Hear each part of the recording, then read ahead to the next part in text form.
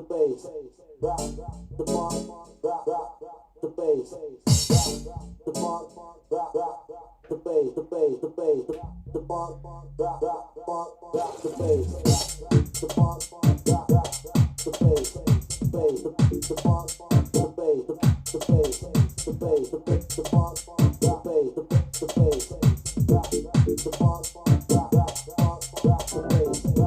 the funk, rock the bass, rock the funk, rock the bass, rock the funk, rock the bass, rock the funk, rock the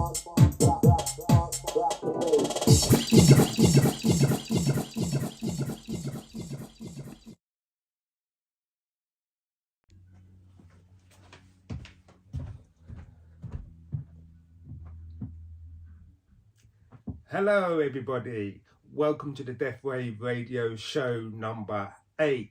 Myself, DJ Chinaman, founder of Death Rave, and I'm going to be doing some presentation and also promoting Death DJs. This is all part of the Arts Council project that I have been working on in the last 6 months. You might hear my voice is a little bit rough. I think I caught a bug in the last 48 hours ago. I checked myself if I got a coronavirus, and it's definitely negative, so that's good news, or I wouldn't be here doing this presentation. Okay, so part of this radio show, for me personally, it's really important that we deaf presenters, deaf DJs, raise and elevate some awareness in music, topics, subjects, and anything that is what's happening at the moment around the world or in the UK. Yeah, it's been really interesting news, and it's quite sad actually that I've been following this Morocco story about a young boy that fell into the well like 25 meters all the way down, and they were the rescue teams trying to save the boy, and it's been going on like 5 days.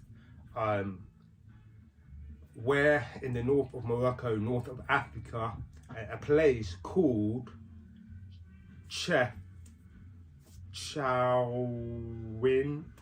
which for me personally, the reason why I'm actually talking about this specific place and about this subject is for those who don't know about Death Rave and how Death Rave's idea came when I first started nearly 20 years ago.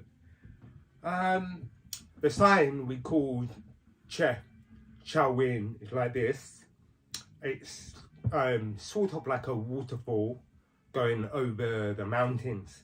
Or another beautiful way of expressing it is the clouds over the mountain. This place is a magical place because I actually been there. I know, because it's one of the not most talk about, but it's part of the hippie trail back in the 60s and 70s. And thankfully my father 20 years ago, he took me to Morocco and we went traveling, and this is a really interesting story for those who don't know about Death Rave and how Death Rave was born, of the actually original concept. Yes, so back then 20 years ago, I was actually traveling in the mountains, and then me and my father, we sat down watching this most beautiful landscape, mountains and mountains, and it was real how do I say it, a very cool scenery, beautiful. And then my father asked me, what are you going to be doing when you get back to London? Because at that time there, I got made redundant, no work, so we was on holiday, and then looking at on top of the mountain and admiring the beautiful scenery. I said to my father, I don't know, man. I think what's missing in the deaf community back then, they didn't have any parties in social terms. So that place, Chef Chow Win, beautiful place, and then bang, light bulb flash. Yes, I'm gonna do a deaf rave because we don't have any raves in London, and that's how Deaf Rave was born. So that place, Chef Chow Win, is a magical place. It's also called the Blue City. It's a really beautiful old town, and it's not easy to get to. Back in the days, you would have to be trekking and traveling all the way in the mountains and in the clouds. Real unique place, and all the houses is painted in light blue or white. A real beautiful, one of my favorite places on earth. And the people, the Moroccan, are really humble, nice vibes.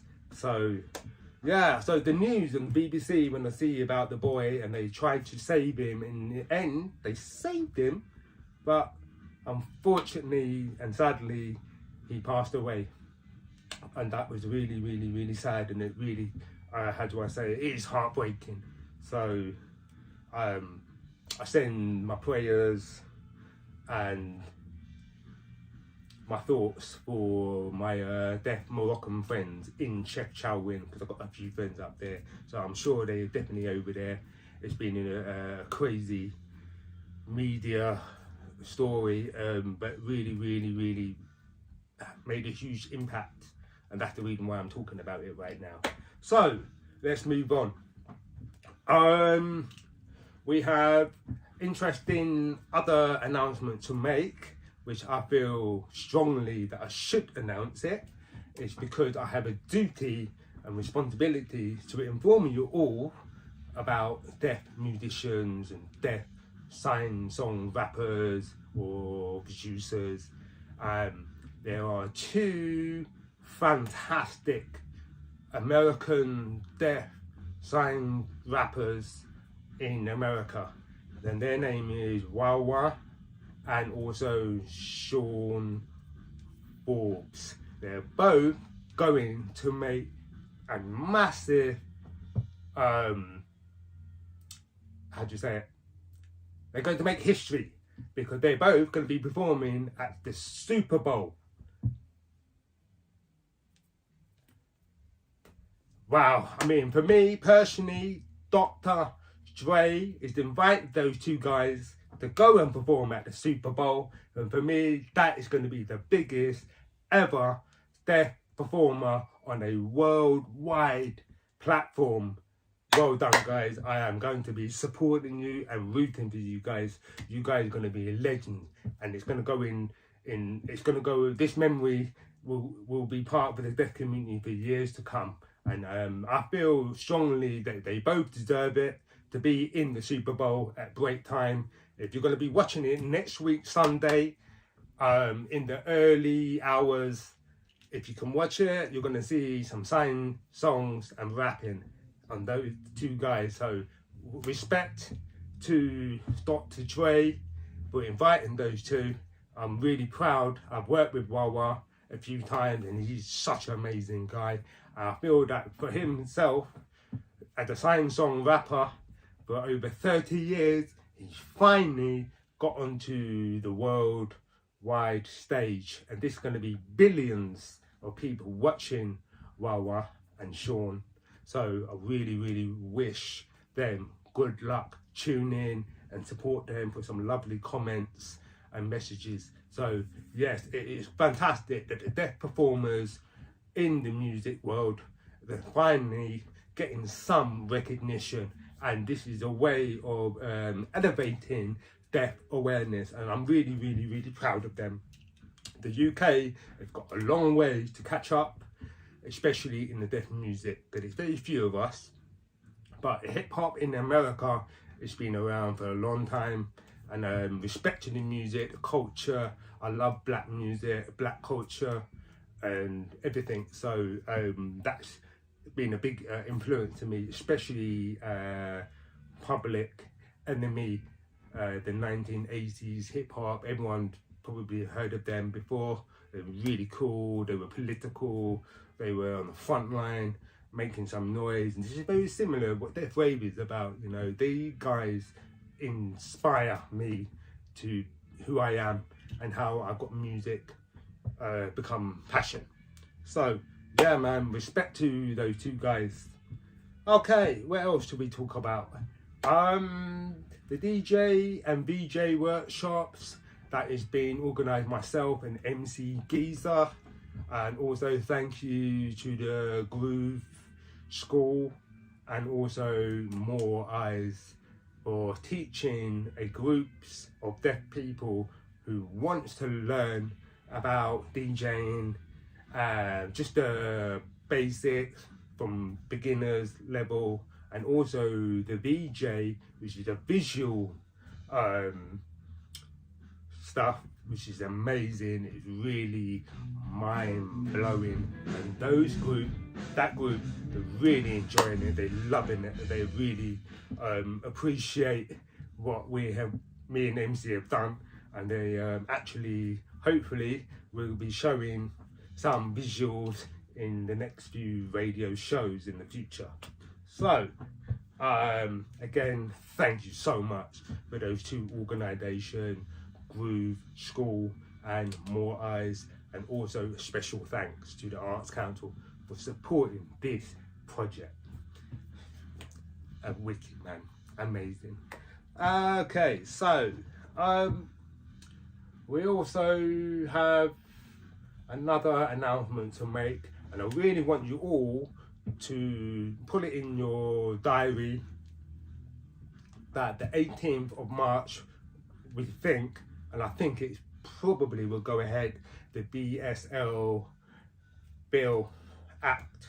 We need everybody, the deaf community, and I keep repeating and again, we need everybody, the deaf, hearing, the coders, the interpreters, disability or disabled, hearing, all down there on the 18th of March in Parliament Square, supporting and fight for the recognition of BSL sign language. It's gotta be done. We need you all there, because the bigger the numbers, the more we are showing the world that we are passionate about BSL as a language. It's cultural, we're proud of our deaf identity, and I think it's really, really important.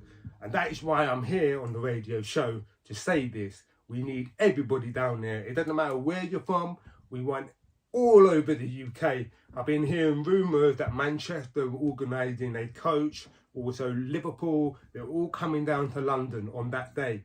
18th of March. It's going to be a big thing, and the biggest thing the deaf community have seen in years. So come on people, deaf people, let's do it. Let's go out there, let's support to each other. You know, we've got to fight for our rights. You know, we've got to fight. This is a human thing. You know, we need to bond everyone together and show the government, the UK, British government, that this language needs to be officially recognised. End of story. Full stop. And this will help with the future generation of the deaf youngsters for all different access and equality rights. So it's really important that we elevate this message, and I have a duty and obligation to be there and supporting all the deaf community. So I'm really proud that the groups and organisations, especially the BDA, the NDCS, the Black UK or Deaf UK, Sign Health, and many others. So, you know, Death Wave has always been on the front line anyway. You know, I represent myself, I represent the crew, I represent their culture, because that's what I have been doing for the last 20 years. And that is why I'm very hugely passionate about deaf community. And that is what I'm doing, and that's what I do. So I'm proud of my deaf identity. I can sign, I can talk, I can do all, communicate. But like I said before, I have a duty and responsibility to be on that front line, making some noise and motivate the community. So I wish everyone good luck on the 18th of March. Great. Now the power has come on the DJing equipment. I'm at the pirate.com studios, the new studio that I found locally, and they've got the fantastic DJing equipment, top of the range, most updated, the Pioneer CDJ 3000, and it's really cool equipment. So we'll do some demonstration of drum and bass, because you all know that I'm passionate about bass music. That's our culture. We like bass in your face. That's how we do, and that's how we roll. So what else has been going on in the deaf community? A double reminder that I'm going to be DJing in Reims in France in April for the poker tournament. So they've asked me to DJ, so hopefully I'm booked and I'm down there for the weekend. It's the Champagne region, so lots of bubbly champagne. Can't wait for that. It's going to be cool. And I think I've had enough what to say. I like to keep it simple and brief. It's always nice to be nice. I want to do a few massive shout out to all the people that have been a huge influence to me. DJ Dirty Den from East London. I've learned so much about this guy. He's the one of my biggest influence when I was growing up to become a DJ. He's in radio stations all the time, and like what he used to say all the time, it's always nice to be nice, and that is what we do. So big up Dirty Den, lots of blessings, and now I'm doing my own radio shows. So yeah, thank you for that inspiration for me to become a deaf DJ. Also, massive shout out to Chris Torfu from Contentional Drifts. He's one of my best guys that I've always looked up to. Also, big up to the Death Rave crew, MC Giza, DJ Jeffo, DJ Inigo, and DJ Kerry Karma, and also many other deaf DJs from all over the world. We have done so much great work. We've also promoted already in the previous radio show a Japanese deaf DJ, a Techno DJ from Slovakia, and also DJ Deaf Beats from Scotland. So again, tonight we're going to welcome our special guest from Italy, and his name is DJ Parisi, and he is based in Bologna. So it's amazing that we have deaf DJs from all over the world, and this is what is really about Death Rave Radio Show, is promoting these wonderful deaf DJs. It's not just only about us in the UK, but also worldwide. Excuse me. So he will be playing some hard techno. Jeffo is going to be DJing tech house, and I'm going to be DJing drum and bass. So yeah, man, it's been really cool. So I hope you're all going to enjoy the show tonight, and it's enough talks. So let's go. Peace and love and unity.